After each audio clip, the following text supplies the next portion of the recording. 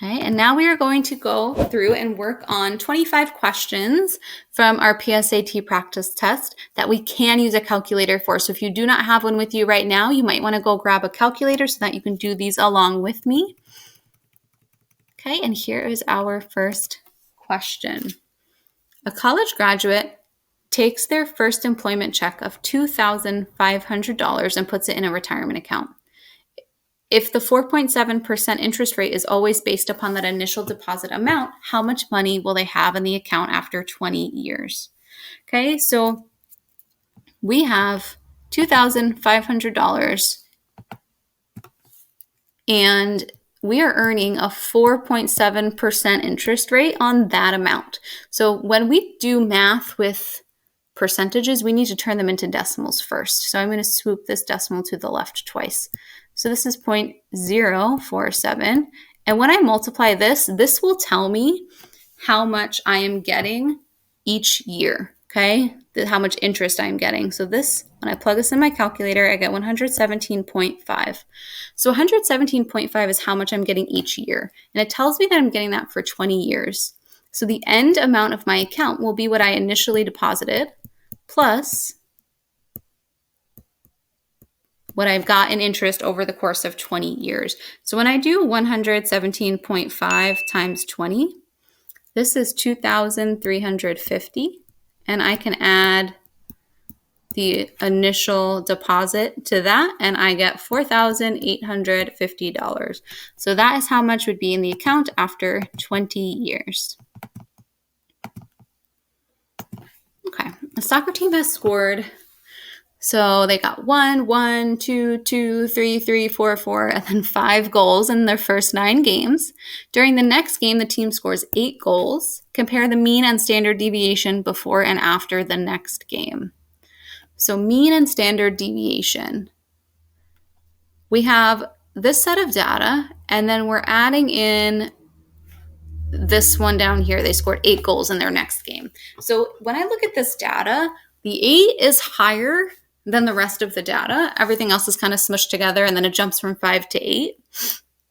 What that does is that is going to pull my mean higher. It's going to say, well, the average amount of goals that you scored would be higher after this game because you scored so many.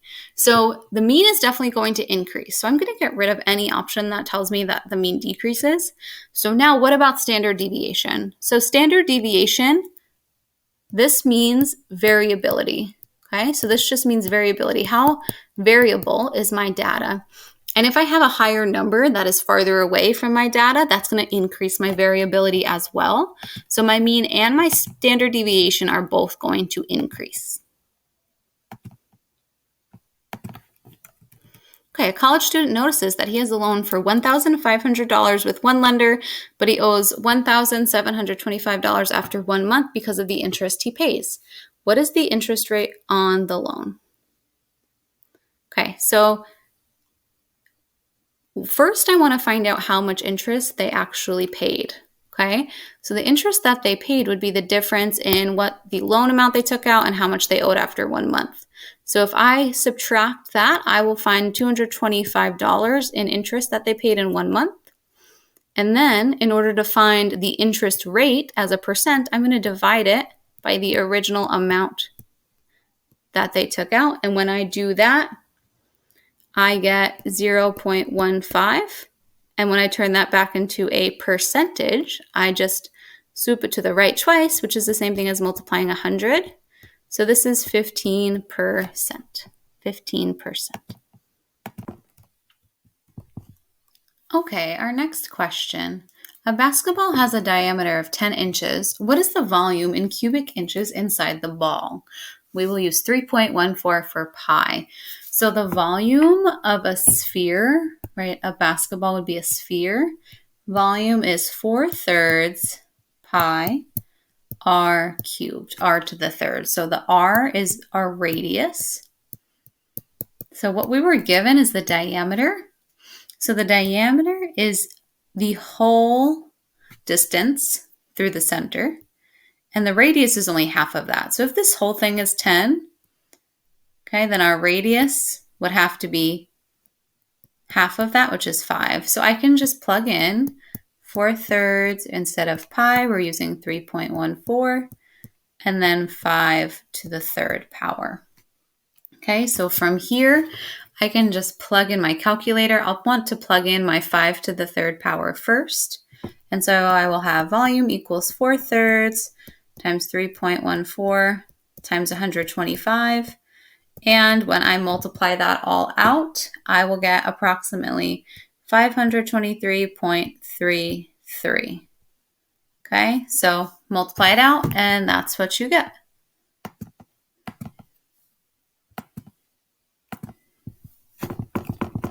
Okay, another word problem here.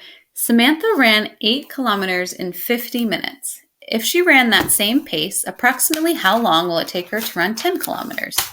So 8 kilometers in 50 minutes, how long will it take her to run 10 kilometers? I might set up a proportion here. So 8 kilometers in 50 minutes. Okay, she's running the same pace, so that's going to be equal to, she's running 10 kilometers in how many minutes? We'll leave x because we don't know yet. So now we can cross multiply to try to get x by itself. So 8x will have to equal 500. To get x by itself, divide each side by 8, and you get x equals 62.5. And notice that the question says approximately, so I will choose the answer that is closest to that. And the closest answer is 63.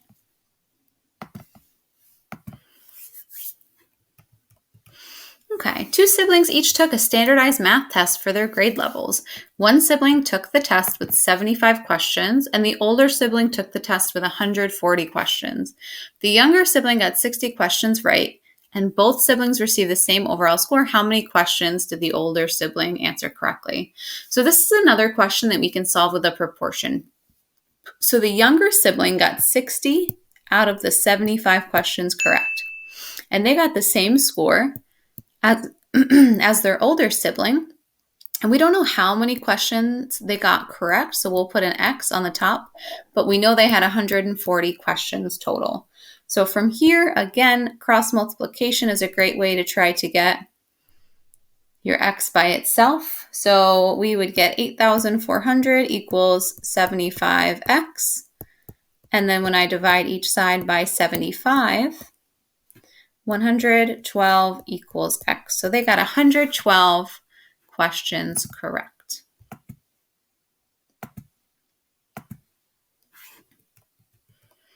Okay.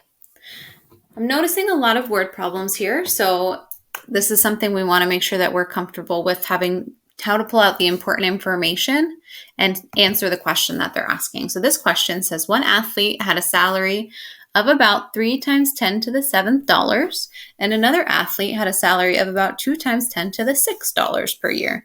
How many times larger is the salary of the first athlete? So how many times larger is the first one? So what we want to do here is we want to take 3 times 10 to the 7th and divide that by 2 times 10 to the 6th to find how much bigger, how many times larger that salary is.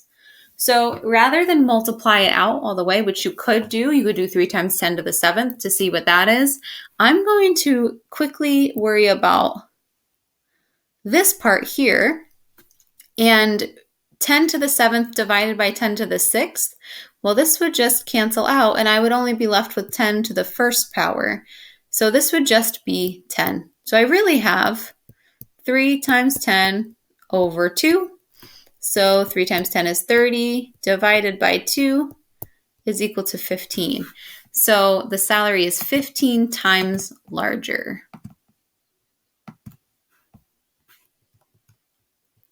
Okay, find the area in square centimeters of a circle with a diameter of 16 centimeters. Use 3.14 for pi. So area of a circle is equal to pi r squared. So again, they give us the diameter. If the diameter is 16, our radius is half of that, which is 8. So the area is going to equal, instead of pi, we're going to use 3.14, and our radius is 8 squared. So 3.14 times 64 is what we will need to plug into our calculator, and we will get approximately 200.96. 200.96 is our area. Okay, so important to know these formulas and know how to use them. Dot plot shows the number of hours a group of students volunteered. How are the mean and median affected when removing the outliers? Okay, so how are the mean and median affected when removing the outliers? So mean means the average, and median means the middle. Okay, so we're talking about removing outliers. So the outliers here are these 3 students that volunteered for 50 hours. Those are farther away from the rest of the data. They're not the norm. Those are our outliers because they're so far away. So the mean, if we were to remove these outliers, the mean would decrease because the 50s are taken out, and so it would be somewhere closer to the middle of this chunk of data. The 50s pull the mean up, they increase it, but because we're taking them out, our average or our mean will decrease. Okay, so now the question is, what happens to my median? So our original median we can find by looking at our data, and I'm just going to cross off a low value and a high value and keep doing that until I'm only left with the term that is in the middle. Okay, so I just keep doing this. I don't have to worry about rewriting my data. I can just cross it off nice and quick, and I'm left with 2 20s. So I find the average, and since they're the same number, it would just be 20. So my median is 20 with the outliers. So the question is, what happens when I remove the outliers? So let's start over here with our median and find what would the median be without the outliers. So I'm just going to pretend like these aren't here and do the same strategy. So just cross the low and the high off until we are just left with one number. And there we go. We have 2 20s again. So it looks like our new will also be 20. So when we have our outliers removed, our average or our mean will decrease, but our median will stay the same. So the mean decreases, but the median stays the same. There we go. Okay. A realtor earns 1/15 the cost of a house in commission from the sale. If a realtor successfully sells a house for $325,000, what is the value of the commission earned, rounded to the nearest whole dollar? So we have $325,000, and they earn 1/15, which is the same thing as just dividing this by 15. So if I take this and divide by 15, I get 21,666 point, and then the 6 repeats over and over and over again. So if I need this to the nearest whole dollar, I need to look here in my tenths place and see, does that tell me to stay the same or to round up? So I like to think 5 or more, let it soar. 4 or less, let it rest. So 5 or more, let it soar. This 6 tells me to round up. So rounding up, I would have $21,667 as the commission. Not bad. Okay. If a waitress receives $7.25 tip on top of a $40.28 bill, what percent did the customer tip her? So if I take the $7.25 tip and divide it by the bill, I can figure out what percent. So all I have to do is plug this into my calculator and I will get 0.179, and I can try and turn this into a decimal. So you'll actually notice if you plug this in your calculator that 9 repeats, but that's fine because when I go and swoop this twice or multiply by 100 to turn my decimal into a percent, I will get 17.9 repeating percent, which is closest to 18%. It would round to 18%. So the tip was 18% of the bill. Okay. Stacy drives an average of 60 miles per hour for 30 minutes to get her from her home to her brother's house.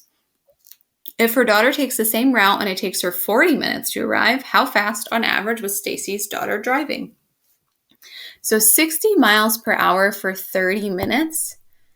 This is pretty simple to figure out how far she went, right? 60 miles per hour, there's 60 minutes in an hour. So if she drove 30 minutes, then this tells me that she drove 30 miles. Okay, so we know that she drove 30 miles. So if her daughter is trying to drive the 30 miles and it takes her 40 minutes, if I take the 30 miles and divide it by 40 minutes, okay, 30 miles divided by 40 minutes. I want it in miles per hour though, so I then just have to multiply by the 60 minutes that are in 1 hour. This allows me to cross this off, right? The minutes will cross off, they'll simplify, and then I can just go across the top, 1,800, and then on the bottom, 40 times 1 would just be 40, and when I divide, I get 45. So she was driving 45 miles per hour.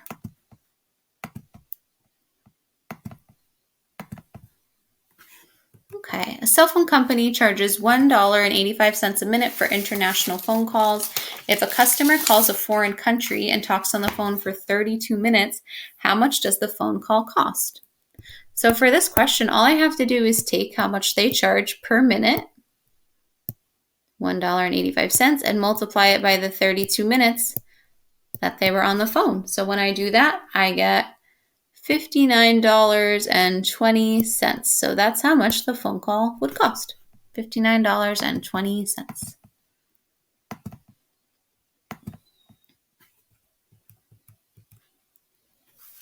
Okay, there are 12 boys and 14 girls' names in a hat.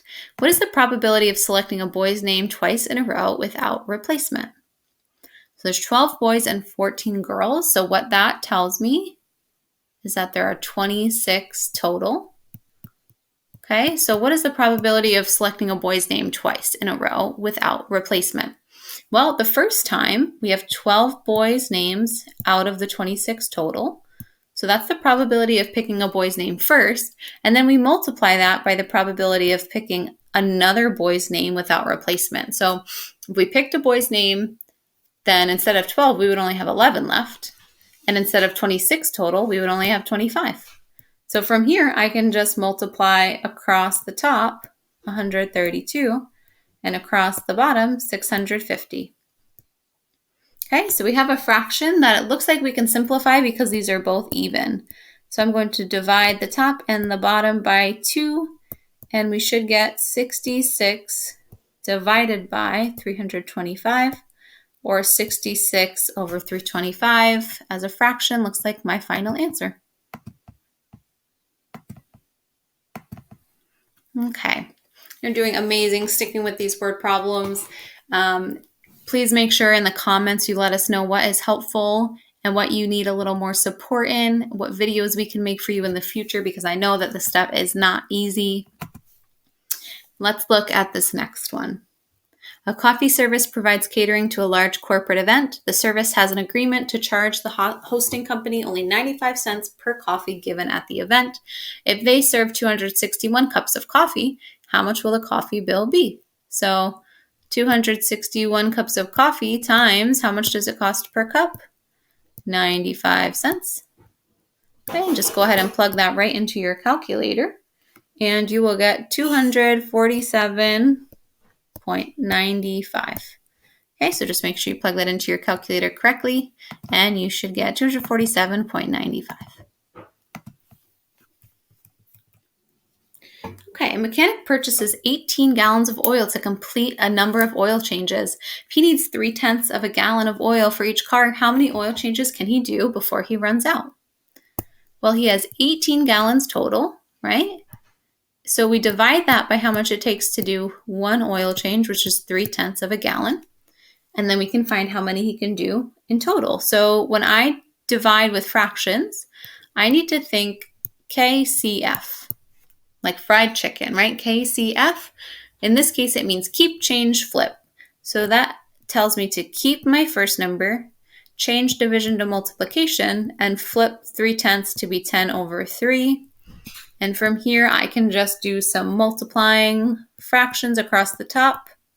Gets me to 180. Across the bottom is 3. And 180 divided by 3 is 60. So he can do 60 oil changes with those 18 gallons of oil. Okay. Alan makes a $518 car payment every month for 6 years. If he never made a down payment, how much money did he pay for the car in total? So $518 every month for 6 years. So 6 years times the 12 months that are in a year will get me there. So I can just plug this right into my calculator. You can multiply in any order because of the commutative property. And when you multiply it out, you should get 37,296. So he paid $37,296 for his car. Now, Celeste buys herself a fancy new sports car. She puts $3,200 down and pays $712 a month for 5.5 years. So how much did the sports car cost her? So she paid $3,200 down, plus she made monthly payments of $712. So remember, we multiply that by how many years, which was 5.5, but then there's 12 months in a year, so we have to multiply this by 12. Okay, so in this case, we have to make sure we do this multiplication first. Okay, so 3,200 plus, we need to go ahead and plug in 712 times 5.5 and times 12.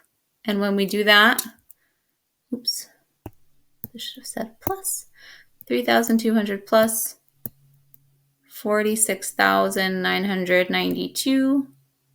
And when I add those together, I get $50,192.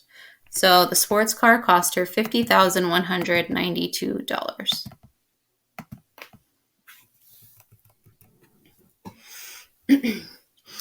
Okay, a photo center develops prints for 45 cents a photo. If their operations cost $3,100 a month, in addition to 10 cents per photo, how many photos must they develop to see a $400 profit? So they make 45 cents a photo, or they charge 45 cents a photo. Their operations cost $3,100 a month, and they have to pay 10 cents per photo. Okay, we want to know how many photos they have to sell to make a $400 profit. So their cost, what it costs them to run the company, is $3,100 plus the 10 cents per photo. Right? I'll just use P as a variable. So to find profit, we have to do what they take in, their revenue minus their cost. So the profit is going to be, profit is going to equal the 45 cents per photo minus what their cost was, right? What we just wrote up there, 3,100 plus 10 cents per photo. Okay, so now I can distribute this negative sign and try to combine some terms. And I also know my profit should be 400. So I'm going to plug 400 in for P, and I can distribute this negative sign, 3,100 minus 0.10 times P. And from there, I can combine this, and that would just be 400 equals, so we have 35 cents per photo minus how much it costs their monthly payment there. And then if I just add this to both sides, I will get 3,500 equals 0.35p, and divide each side by 0.35. So from here, we just plug this in our calculator, And we should find that they need to sell 10,000 photos. So 10,000 should equal P for them to make a profit of $400.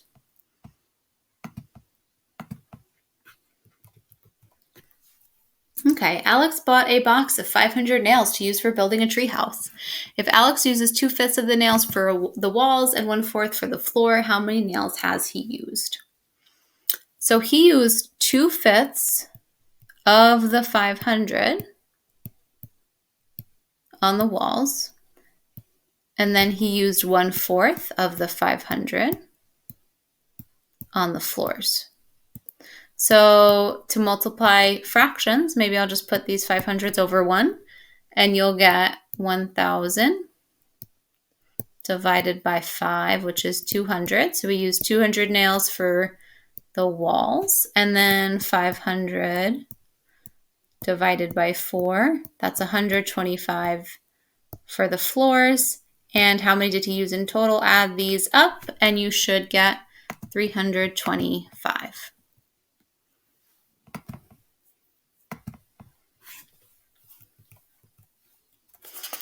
A woman wants to go on a 3-mile run with her large dog around the neighborhood.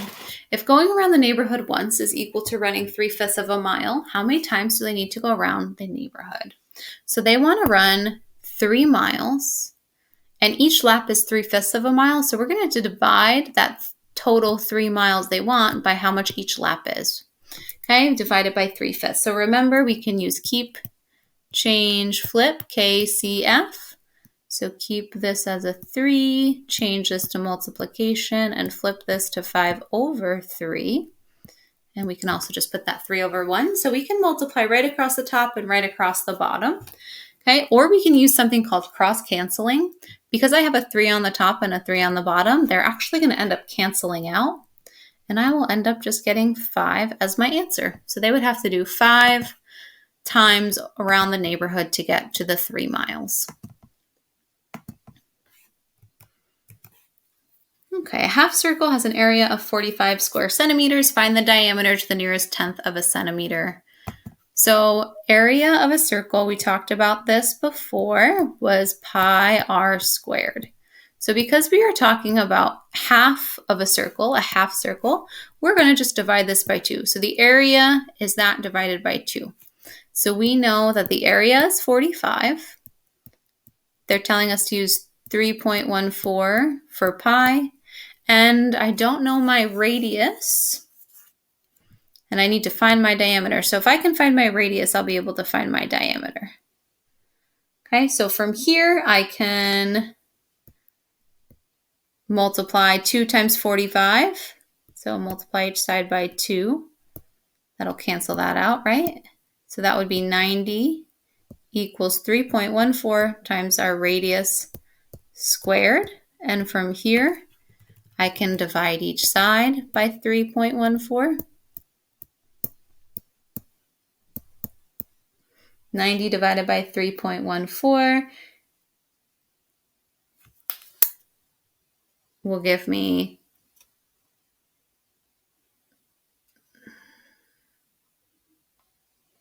28.66 about. And that equals my radius squared. So then I just need to do the square root of that. And I get my radius, so do the square root of that. My radius is about 5.35. Or I can just go and round that to, let's say that's about 5.4. Okay, so if my radius is 5.4, remember the question. It's always important to go back and see what did the question ask me. The question wants the diameter. So I'm going to take 5.4 and multiply it by 2. So the diameter is double the radius, and I would get 10.8. My diameter is approximately 10.8. Solve the equation for the unknown. Okay, so I have some terms on the left, some terms on the right. The first thing I'm going to do is see if I can combine anything. So on the left, I see a 3x plus a 2x, which is 5x. And then a -8 plus a 5, that's -3. And then on the right side, I can do 4x minus x, which is just 3x, and then the plus 6. So from here, I like to try to keep my x's positive if I can. Just, I don't know, just a personal preference. So I'm going to subtract the 3x to get that on the same side as the 5x. So when I do that, 2x minus 3 equals 6. And then I can add the 3 to both sides to try to get the 2x by itself. So 2x equals 9. So then my last step is just to divide each side by 2, right? Just divide each side by 2. And I get x equals 4.5. Just plug that in your calculator. 9 divided by 2 is 4.5. Okay, so combine like terms, try to get the x's on the same side, and then we can solve. Find the height in centimeters of a cylinder with a volume of 800 pi cubic centimeters and a radius of 10. So the volume of a cylinder, that formula is pi r squared times height. So if the volume is 800 pi, and that equals pi times, it tells us our radius is 10 squared times height. We're going to solve for the height. We want to try to find what the height is. So this is really 800 pi, and that equals pi times 10 squared. 10 squared is 100. So this is 100 pi, and then times height. So to try to get the height by itself, all I have to do is divide each side by 100 pi. Divide each side by 100 pi. So 800 pi divided by 100 pi, the pi's would cancel out, and I would get 8 equals the height. So the height of the cylinder would be 8.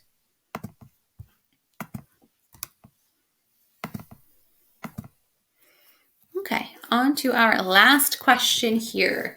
A right triangular prism has a triangular base with legs of 5 centimeters and 12 centimeters and a hypotenuse of 13. So we have a right triangular prism, so that means the bases are right triangles. So say this is 5, this is 12, and it tells me the hypotenuse is 13.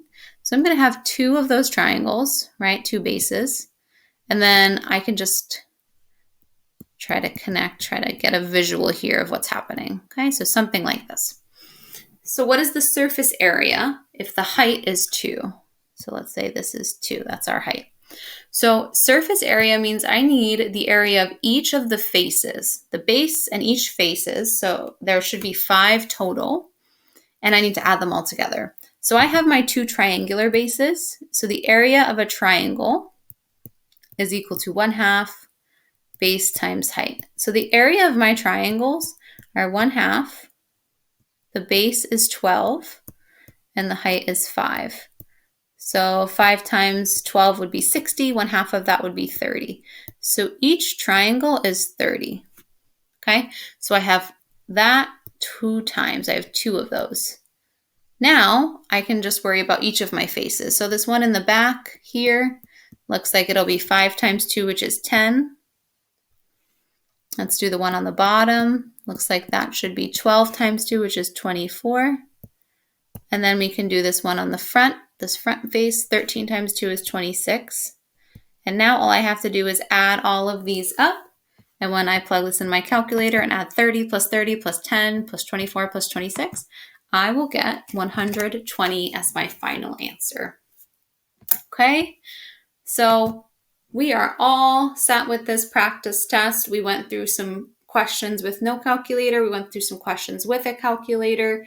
Please let us know in the comments what you found helpful and what other videos we can make that will help make this easier. And best of luck on your PSATs, and we will see you in our next video.